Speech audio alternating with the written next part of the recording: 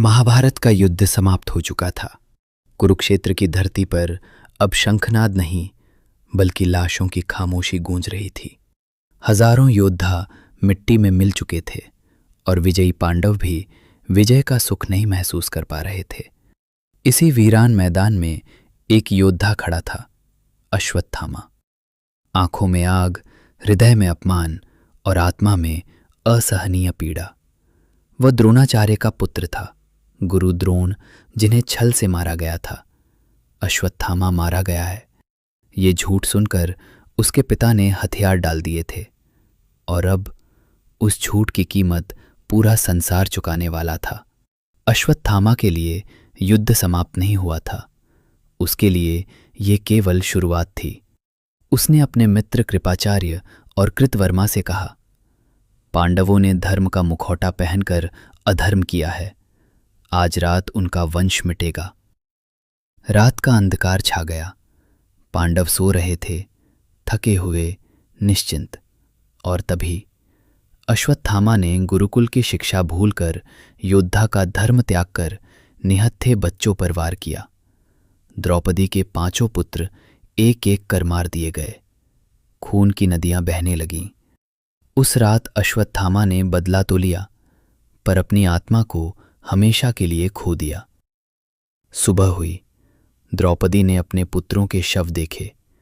वो चीखी नहीं, वो रोई नहीं, बस एक शब्द बोली, कृष्ण।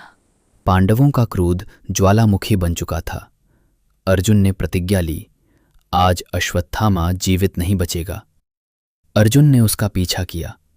डरा हुआ अश्वत्थामा भागता रहा।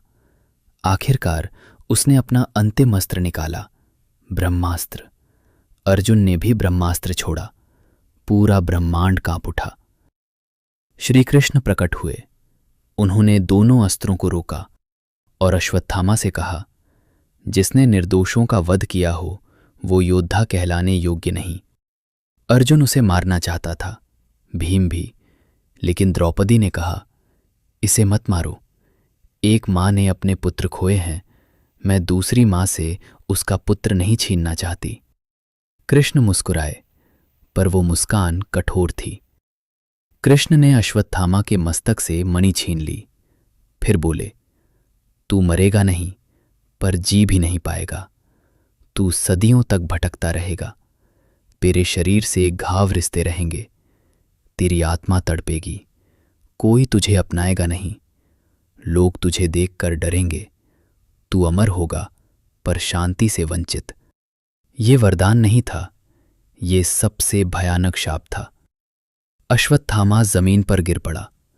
उसकी चीखें इतिहास में गूंज गईं। कहा जाता है अश्वत्थामा आज भी जीवित है, कभी जंगलों में, कभी उजड़े स्थानों पर, कभी हिमालय की गुफाओं में। अश्वत्थामा की कहानी हमें ये सिखाती है, क्रोध सबसे बड़ा शत्रु है। बदला आत्मा को जला देता है। अधर्म से मिला न्याय शाप बन जाता है। अमरता हमेशा वरदान नहीं होती, कभी कभी वो सबसे बड़ी सजा होती है।